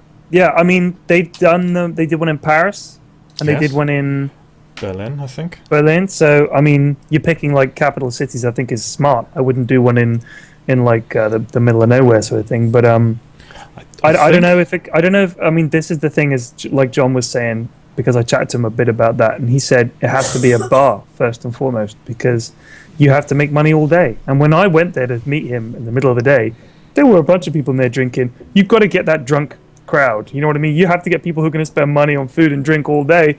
Otherwise, you're going to shut down. No matter how committed you are to esports, you have to. You can't just say, "Oh, it's TI3. Now we'll make some money." You've got to be a pub first and foremost, and that's the thing a lot of these places don't get. I think it's slightly different in Paris than it is in London. London is fucking expensive, and it's a nightmare to travel in. Paris London. Isn't expensive? When you're a student, no, it's very easy to travel. It's much less expensive than London is. It's smaller too. I mean, you can, it's much smaller. So and they have, the London location they have is pretty central, so that's good. But it's very difficult to attract students that are scattered all across London in one place. So I think what they're going to do is they're going to open only late afternoon. And it's not going to be a full-time place. I might be wrong, and they are going to open weekends. But the big thing is to bring people, even if there's no events to watch, but there's always is something streaming. Bring people in. They have killer Wi-Fi there, so they can have a mini kind of LAN with their mates, and also order beer. I mean, it's more the gaming community more than the esports community. Of course, everybody's going to watch esports. But I think this is going to be a focal point in the London gaming community. Yeah, because we had Gamerbase. Gamerbase is dead. What do we have for the gamers to congregate now? Not much. Yeah. No, I think you're right. If it works, I think, and hopefully it will. I think you're right. It'll be the new focal point. I mean, because they have PCs there where you can play, don't they? Like, I think they have a couple. That's the smart move, is that because after I've had a few drinks, I want to play Dota 2 for sure. Yeah, XNG sent some laptops to them, and I know the guys working there. So I basically introduced the owners to their future barman, Robinson and Sam. Robinson is a hardcore StarCraft player. Duncan is a hardcore StarCraft player. I met Duncan at the Pubstomp. Yeah. Nice guy. If he was a hardcore StarCraft 2 player, I wouldn't have shaken his hand. Yeah, I didn't tell you. I knew it wasn't good for business. And Sam, the third guy of the trio, is a LOL Heathen. So, but they're all doing that because they believe in it. It's not a money grab. Although it's a commercial endeavor, it's not a money grab because these guys are really investing a lot of their personal time. If they wanted a money grab, they wouldn't pick something as challenging as esports, right? Yeah, because that's not the easy thing to do. The easiest thing to do will be to open a regular pub and be done with it. Exactly. Yeah. So I'm very, of course, for me it puts me in a weird position, right? I want these guys to succeed, but on the other hand, Assembly House, they've basically made what we have possible for 2 years. Yeah. So I want to make the best of both worlds. And I just came to I had a very a Satori, and I'm very happy with this now. I'm not going to choose.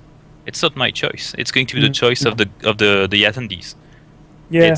People are free to do whatever they want. If they like Meltdown because it kicks ass, Meltdown it is. And I think there's enough space for both in London. Yeah. No, I agree. I mean, there's certainly no reason to just limit ourselves to one place. Exactly. Burn all our bridges. Yeah, absolutely. Yeah. With esports in the US and around the world, you have MLG, DreamHack, and the ESL, and so on and so on. In the UK, I think there's only Insomnia, which is one of the big. Whilst it's in tournament, it's more of a come along, play games, and chug in the beer line. No, they have the EZ stuff. Oh yeah, sorry, the EZ stuff. UK Masters, that's great for StarCraft 2 in the UK. Yeah. Biggest I think it's I-49, isn't it? Insomnia 49 this year. I might be going to that. I'm not sure, but I might be going along. Oh, and Epic LAN. Sorry, there is Epic LAN. Epic LAN. Yes, Epic LAN. Jesus, yeah, Epic LAN, of course. How do you feel that these UK tournaments and leagues and venues compare with the rest of the world? You know, what are we missing? What are we doing right? I don't know. I've only been to the EMS Raid Call event in Poland, and they did a lot wrong along with the stuff they did right. I haven't been to any UK events other than that one at GamerBase, and they did just so much stuff wrong. But it was a good tournament anyway. I enjoyed it. I don't know. Like, I haven't been to a top draw esports event, so I couldn't tell you. All I can say is that I think the main thing is that putting on the game is one thing, but allowing for the people who turn up is kind of like, sometimes it feels like an afterthought. I think it's important for people who come along to watch to make sure that it's good for them as well, because sometimes it's not. And I think that the structure of the tournament, like, the organizers need to be on top of it. I think a lot of the time it's quite amateur, and that kind of shows. But yeah, I don't know. In terms of the UK events, I might go to Insomnia. I think it's in July. Maybe June. Anyway, I might be going. I might be casting some games there. I'm not sure. I'm still talking to those guys, but I mean, that'll be the biggest one I've been to. So it'll still be. I'll see how that one is. Other than that, I can't comment. You're right. Yeah. The biggest event in the UK that I've been to was the WCS UK Finals in the 2012, sorry, and that had Tasters' casting, and the BAFTA Center was booked out, but that was organized by Blizzard and ESL, and it was completely different from a LAN event. LAN-wise, I've only had second-hand accounts where, it is amateurish, but everybody's doing their best to make it work. So it's, there's a passion there. There is a passion. Yeah. I once wrote an article earlier last year, I think, how esports is driven by passion, because the industry is still quite young. There hasn't sort of the infrastructure and the frame around that passion to really deliver us some solid stuff. I think GD it's Studio... a lot of the casters came from that. Like, there's no... Like, I mean, for instance, like Blaze, who casts a BTS now, Mount, who casts... even LD, people like that. a year ago when they were casting, they were saying like, "Hey, Pyrion, do you want to cast with me?" And now, like, I have to ask them if I can cast with them, and they're really busy all the time. So either it means I suck as a caster, or they've come up in the world. But it's like, the growth is there because this is a fan-driven thing, and if you come in there with passion, people notice that. Like, if you just come in there from a purely commercial aspect and you're like this product that's kind of delivered to people and they're expected to absorb it, they won't take it. Like, people, internet gamers especially, are very cynical. They hate corporate stuff. They hate any kind of business stuff. So I completely understand that. Like, if I feel someone is like this kind of Fox News style, "Hey, I'm here to cast the Dota 2," I'm not going to watch that guy. Like, I want to see someone who loves the game as much as I do. So that's the thing. I think it's different. There's a real connection, and I can talk to people in the Twitch chat, and I'll get a response from the caster. Like, that's big, Yeah. Blaze actually had a question for you because while you were gone, Florian described you as the Dota 2's total biscuit. How would you respond to that? Well, his channel is about 1 billion times bigger than mine, and he covers like all kinds of games, so I think that's way off. I'm from the south of France, so I'm not to exaggerate. Okay, then I'll ask her some silly questions. All right. Because you know the heroes, I'll ask you, Pyrion. If Florian was a Dota 2 hero, who would he be? Given his performance at the Pubstomp, I'd have to say someone tech-related like Tinker, maybe. Let's say Tinker. Tinker. Do you know who that is, Florian? I want to be Gaben. Tinker, let me see. Well, I have no idea. Gaben, a hero. He's not a hero. He's just he's a person. Necro Saint says, "Do I want to be known on that larger scale?" I'm really happy just being sort of well known in Dota 2 because it's manageable, and I play that game. Like, I make videos about other indie games because they're fun, but and I love making Let's Plays like the Alan Wake stuff about older games. But in terms of like, if I was to like Total Biscuit, he seems to me like quite a kind of he seems quite bitter. Like, if you ever look at his replies to people, he's kind of fed up and angry. I think he gets asked the same questions by people and the same kind of comments all the time, and I think he's kind of become jaded. So I would hate. His nickname is the Cynical Blade, so that's exactly. I mean, I just think he's kind of. He seems to me like he's kind of fed up with people asking him stupid questions, and I would hate to get to that position at the moment. I mean, most of the people I play Dota 2 with, I know them, so it's different. But I mean, for him, I don't know. He plays so many different games. He's all over so many communities. It would be tough. You wouldn't have a connection with them. I feel like I know the Dota 2 community and the casters and stuff pretty well. And if I went to TI3, I think I'd know a ton of the people there. Like, I've met players. Like, when I went to Poland, there were guys there. They're like, "Oh, hi, Pyrion." And I was like, "Hi." And because I don't know the professional scene as well as I should, they were like, "I'm Black." I was like, "Oh, hi, Black." Like, it's Black from Mousesports. He's like, "What? I watch you all the time. You're one of my favorite players." So it was weird for me because if I was covering loads of games, I wouldn't know who any of these guys were. I have the memory of a fish. Like, I'd never be able to remember all those. I can barely stay on top of Dota 2, so I'm just happy to keep it with one thing for the majority, but I also want to make videos about other stupid games too. When you started doing the Dota 2 videos, I started watching them, and I saw them and I described them as a very British sort of cynical comedy. What was your inspiration to make the videos that come in that scene, like Guide to Dota 2? I did. Like I said, I played Eve for a long time, and I did a guide to Eve a long time ago now. It was still one of the top-rated videos on my channel because it had been around for such a long time. And I mean, most people in Eve knew the video and knew me by name. So. And I sort of always say in the video, just send me ISK, which was like the in-game money and stuff. And I made a few million ISK out of that video, but it was just for fun. Like, I used to make for the corp that I was in, we were trying to recruit new people, so I'd make these stupid recruitment videos and stuff, and they were just messing around. And then I took a break, and I don't know why, but I'd never uploaded a video to YouTube before prior to that, and I just did it, and I was like, wow, this is actually a lot of fun. And I did I was thinking the other day about making a guide to making guides, and I think That's meta. Right, it's like the most meta thing you can do, right?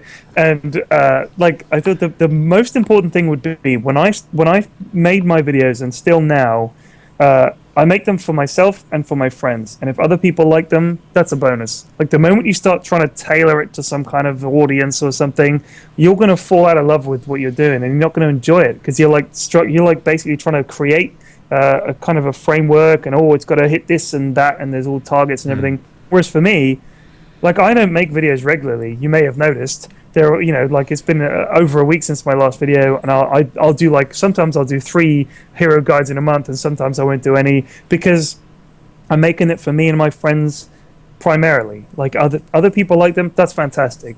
So I just think a lot of the time people get into the idea of make a video. Like I was given lots of advice. Oh yeah, make more videos and make them more often and make them shorter. And I was like, I don't know. I kind of enjoy just messing around and doing it in my own kind of time. But that's it really.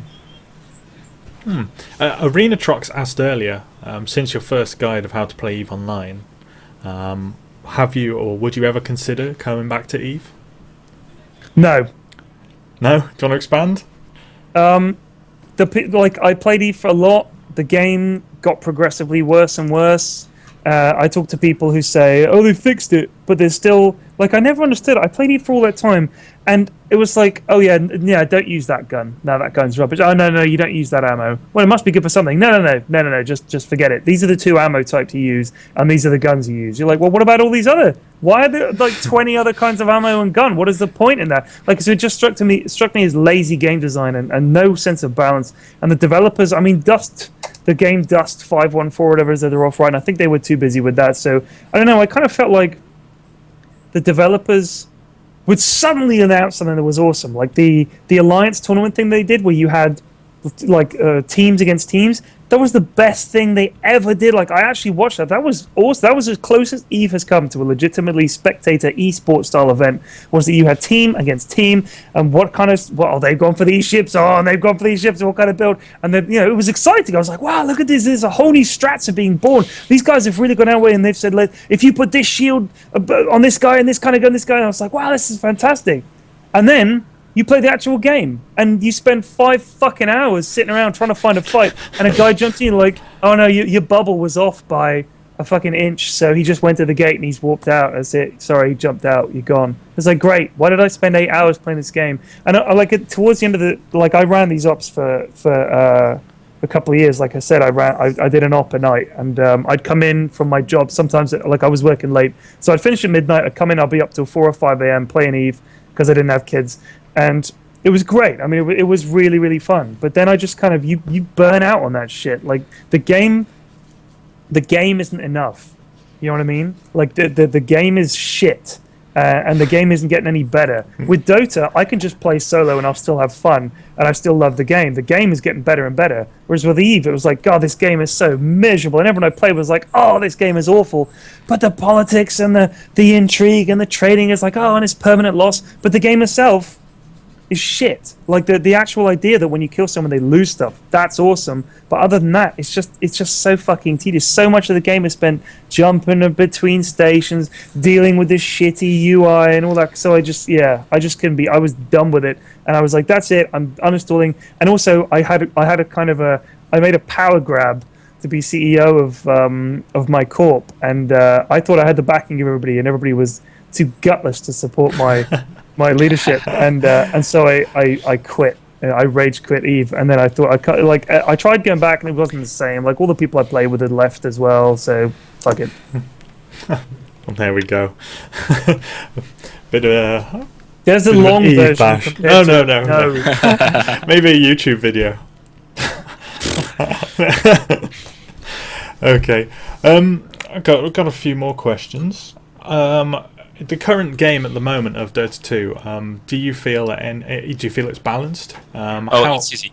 It's easy. The meta currently is very skewed towards Phantom Lancer, who seems to be broken, right? Yeah, So, there's a whole bunch of broken stuff. I mean, I played a game today with Troll Warlord, and there's a bunch of heroes. I mean, the fact is when you look at the meta game, you look at the pro picks, there's a fairly narrow range. Like when it comes to the ban phase, it's always like, oh, they'll have to ban so and so, and then they'll ban so and so, and it's like you can pick the bans pretty much. You could probably even get 75% of the bans right. Can you ever work towards a time when every single hero is exactly as worthwhile as another? That's an insane amount of balance. I mean, you think about how many heroes are, how complex the game is. It's crazy. It's so. I mean, StarCraft 2 has managed it. They only have 3 races. You know, should be easy, right? about that, that's a realization I had on the during the Pubstomp, and after I've soaked my shirt with whiskey when everybody started shouting because they picked a character that never gets picked. Yeah. And we'll talk about that later on, but before I came to the event, I was on the mindset that Dota was stupid because it only had one fucking map. And after I was done with Pubstomp, what I could grasp from the day was that Blue Knight can drink a lot, and that the heroes are actually the map in Dota. Yeah. When I play on Star Station or on Abyssal Caverns, I don't remember the name of the maps for StarCraft, but I know it's going to be a very different map, and the matchup is fairly limited because there are only 3 bases, right? But with the characters in Dota, it's basically dictating what game you're going to face. And it's going to dictate a lot of things that are the subtleties are lost upon me. I wanted to ask you a question. You had house rules under the projector that said that everybody had to cheer or boo a specific hero. Can you elaborate on that? There was there's a hero called Phantom Lancer at the moment that is I'd say he's probably the most disliked hero in the game. I can't stand playing against him or even with him because he does seem to be one of those heroes, and I know a lot of the guys in chat will be saying, you know, oh no, that's not accurate, blah blah blah. You can easily beat him with this and the other. But I've spoken to professional players about this. Like, I know that sounds ridiculous, but I have. I said to them, okay, am I crazy? Or is Phantom Lancer unbalanced? And they were like, no, he absolutely is ridiculously unbalanced, because it's one of those things where it's 5v5, and if one team has Phantom Lancer and the other team doesn't, one team's strategy is dictated to them by the presence of the Phantom Lancer. You have to deal with the Phantom Lancer. Oh, we're going to deal with the Phantom Lancer. It's like, then it's an unbalanced hero, because you should have to deal with that composition, not that hero. So imagine that you've got one aspect of that team, and they've also got 4 other awesome aspects you have to deal with, but this one aspect is so big and so problematic if you let it get out of hand that you've got to deal with that. And that, to me, is what makes him broken. He's not just a great hero, because he is, but I mean, it's things like, for instance, he has Diffusal Blade as a key item on him, and his Diffusal Blade takes mana off heroes, and that mana burn also procs from his illusions. So if he has a bunch of illusions all wailing on you, there goes your mana. And it's like, for instance, that removes a hero like Skeleton King from the game, because Skeleton King's ultimate is that he dies and he comes back again, reincarnation. So you go up against PL, you don't have any cleave attack, so you're only hitting one of them at a time. You don't know which one is the real PL, and he takes all your mana. It's like, bam, you're done. If Faceless Void comes in and Chronospheres, he doesn't know which one to hit. You need to have this crazy. You need to all go all out for Phantom Lancer. So fuck him. I can't stand him. He's a ridiculous hero. So that's why I put it for the house rules. Is if somebody picks Phantom Lancer, you have to boo. And people were very good about that. Someone picked Phantom Lancer and they booed the shit out of them. So I was happy with that. I stand by my decision. Pyrion, would you ever consider go and setting yourself to go pro in Dota 2? Do you think you? Who asked that? No one. I'm asking that. It's a ridiculous question. Next. Next. Okay. Okay. I don't really want to. Is Dirk saying only had 4 pints of girly cider? I didn't have girly cider. Is he talking about Blue Knight? No, yeah, he's At talking the about pub, Blue they Knight. serve this pink cider. What's it called? something with a K in it or an R, Riker Kopa, Reniken or something like that. something like that. A lot of I was glad they said it because a lot of the nerdy guys are like, yeah, they've got so and so on tap. I was like, I've never heard of this drink. What is it? I can't wait to see it. I saw get past me this pink pint with ice in it. I was like, what the fuck is going on? What is that? There's like strawberry daiquiris or something. So Yeah, it's a Swedish cider. oh, fair enough. Okay.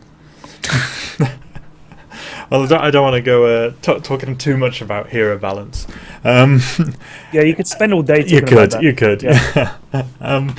Yeah. So, with the London Meltdown coming up, you're going to be attending that. I think we're all going to be there, aren't we? Yeah. I think. Yeah, we'll be there. we'll get drunk together. We'll try Absolutely. to. We'll be drunk under the table by Blue Knight if he shows up. Although I think other people. I think James Harding is going to be there, so we are definitely Really? not going to be. I think that's what I got from Sofia. Oh wow! I think, yeah. Oh, I'll ask. He might Haven't be heard there. So yeah, a Um, lot of. Do you know, Florian? Sorry, do you know if Meltdown will be hosting the TI3, or will you be hosting Pyrion for TI3? Any Pubstomps? Hang on, let me just ask James. I might be completely mistaken on that. I was pretty drunk when Duncan spoke with me. Okay. For TI3, this is a tough one. It seems you were tempted earlier, so I'm just. No. I want to go to Seattle for TI3. I mean, it's like the mecca for me. I really want to go. As far as I know, nobody has heard from Valve yet who's going. Last year they flew out all kinds of people. This year I'm hoping they'll do the same thing. If they offer to get me out there, I would be there like that. I've already booked the time off. Like I'm so, like with Mrs. Flax, she's like, take the time off for this holiday. I'm desperate to go. The announcer pack came out. The announcer pack did very well, and I'm worried that Valve are going to turn around and say, well, fuck you, you can do it yourself, sort of thing. But it's like £1,000 for the flights alone. It's like a huge amount of money. And so yeah, for me, it's like, I don't know. It's a big if I can go or not. If Valve ship me out there, and I know to them, it's like they're putting on this huge event and everything. So I don't know. It's entirely in their hands. But I know that they flew out people from all over the world last year. So I'm kind of hoping I'm on their list. Fingers crossed. If not, I'll have to see. But the longer time goes on and I don't find out, the closer we come to the point where the flights are cost like just so much that I'd be like, wow, there's no way I can justify dropping like £1,500 on flights. Because I mean, I've got kids and stuff, and that money's going into the house and college funds and that kind of shit. So yeah, it's not like this money is like, people say, you got the announcer pack bucks, but any money I make from Dota 2 goes straight back into paying bills because I'm a fucking grown up. If you don't go there, if you don't go for some reason, do you want to organize a Pubstomp for TI3? Oh shit, yeah. If I'm not going, like, we're gonna fucking TI3. There's gonna be a Pubstomp to end them all. We'll get the fucking O2 Arena. We'll book the shit out of that. No problem. We'll fill it. We'll find the biggest pub in London and we'll fill it with the biggest people just to show them. Yeah, that's the plan for TI3.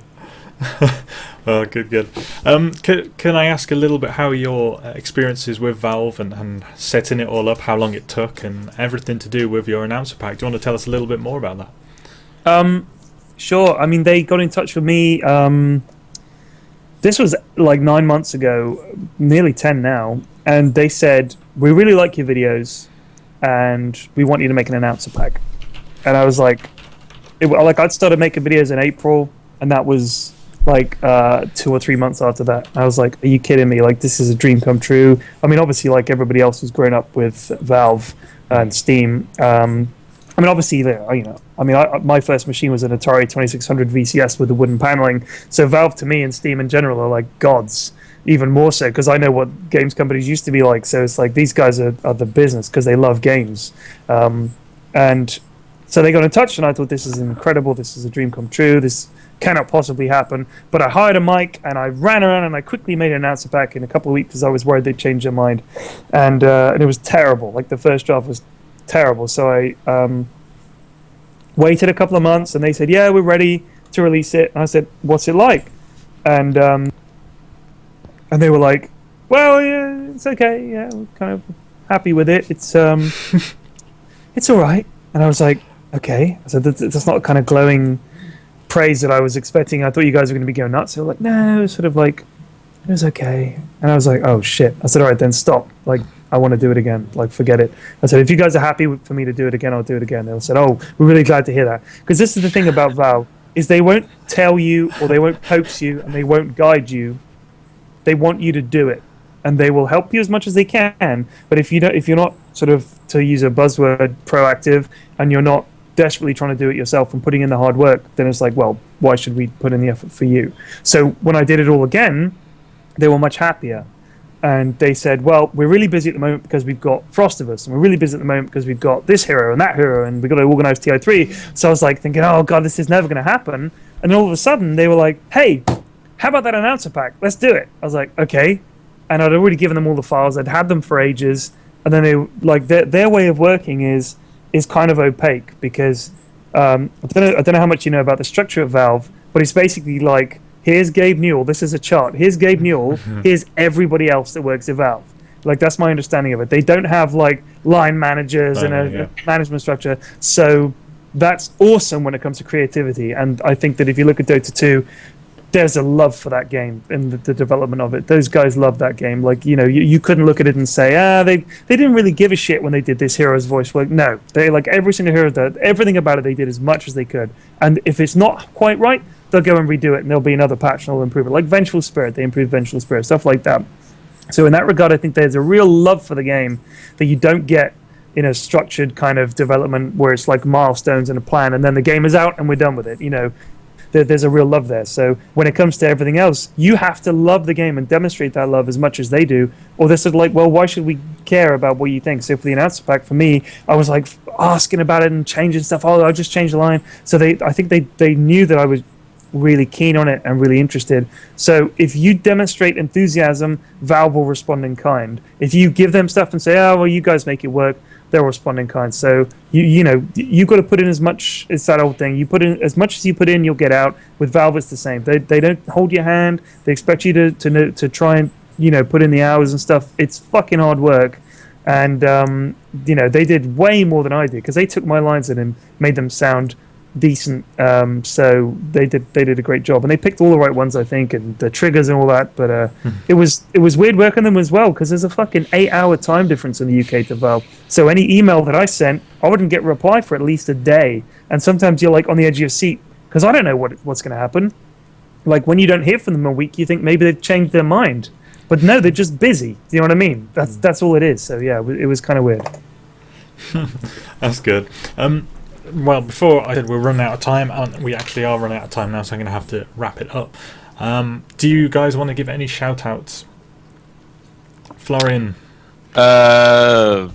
Shout out to my cat for being an awesome cat, and to everybody who ever came to London Barcraft, because that's without the guys showing up, there is absolutely nothing that will have happened. Thanks to Pyrion for allowing me to insult my hero, and and being an all-around nice chap. So it was a pleasure spending a day watching Dota and not understanding anything about it. I'm really looking forward to doing more.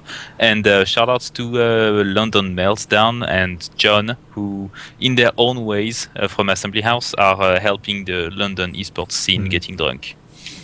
And thanks to you, Farske, for inviting me on this show. Thank you for coming. And Pyrion, before you do your shout outs, do you have your harmonica available? No, do you know what I'm not kidding, like the tragic thing is the harmonica was destroyed in a child-related incident. She trod on it and she crushed it, and it no longer works. Like they said, can you do some more harmonica lines? I need to buy another harmonica. It was destroyed. I had a xylophone. I don't know where mine is either. I happen to have one, so when I was playing and I heard you, my friend Monsters and Hadors, I think he had one too. We all just pulled out our harmonicas and went crazy. Oh, there we go. Okay, so do you want to do your shout outs and then do a sound off with a xylophone?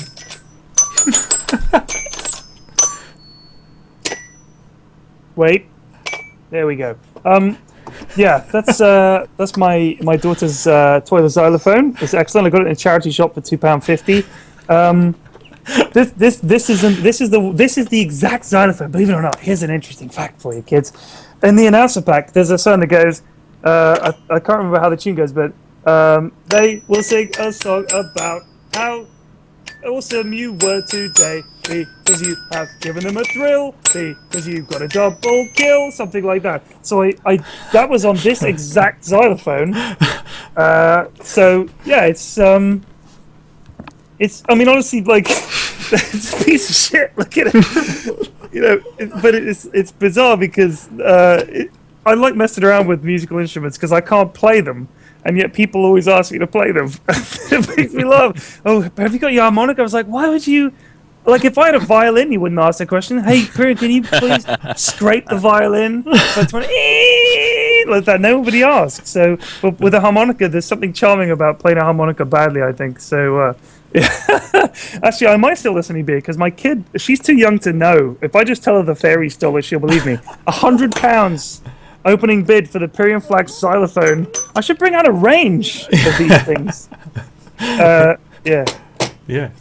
Bring it but in terms along of to shout-outs, Meltdown. my shout-outs, basically Florian shouted out to everybody. Yeah. Literally, apart from himself, because this scene, as much as our Pubstomp was a success, it wouldn't have happened without the groundwork, if you like, laid by Barcraft. They did all the hard work. Like, literally, we came in and we had a pub who'd already done eSports, and we had someone who'd already hosted them, so it was fucking easy to just staple that on top. So whichever game comes after Dota 2, it'll be easier again. And I think, honestly, that's important, because if this is as difficult as it's been for Florian, if it's that difficult for every game, it's like reinventing the wheel every time. If you can have a groundwork of esports to build on, that's hugely valuable, and hopefully that'll mean that there'll be a big esports scene in London, more competitive gaming in the UK as a whole. Not just in London. I'm being unfair. I live in London, but it should be UK wide. Absolutely. Someone was saying you should do one in Manchester, and they're right. You should do them all over the country, and I agree. So yeah, my shout-outs is to Florian and everyone that he mentioned already. I think it was a quality shout-out. Captured everybody. Excellent. Well, thank you very much, guys, for coming on and talking rubbish about UK esports and Dota 2 and StarCraft 2. That's fantastic. Yeah, so thank you very much. Maybe we'll do it again, and I look forward to seeing you the weekends. Yeah. At See you on Meltdown. Saturday. Yeah. So thank you very much. Thank you everybody that joined us. Thank you for all the questions. Thank you for getting involved. I will make this a MP3 available so you can listen to it when you're out and about. I'll also put them up on RTS Guru. I'll put them on rtsguru.com and also the Reddit post I made. Do we have a link to Meltdown? Because people are asking about Meltdown. A few people have They're on messaged me Facebook. saying- I think they're exclusively on Facebook and Twitter. I will, facebook.com/. Yeah, if you look for Meltdown, Facebook and Meltdown, yeah, there you go. You'll find. Pyrion, this is completely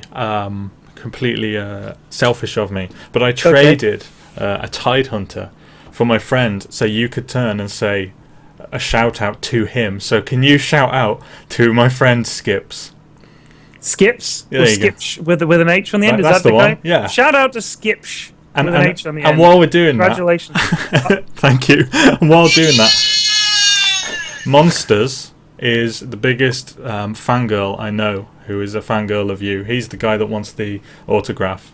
So a little Autograph? line. He wants an autograph from you. He likes you or loves you that much. So do you want to look at him? Do you want to do a little line for him? What do I have to say? Anything you want. What's his name? Monsters. Monsters. Okay, I'll play a tune. Oh, I'll play us excellent. out with a tune for Monsters. Excellent. You got any lyrics, or should I just make them up? Make them up. Florian's taking his headphones off. He's going to mix it up. No. Monsters, oh monsters, you watched the stream that Farske did about esports in the UK. Shout out to you. Congratulations. Thank you very much. Goodbye, everyone. The music.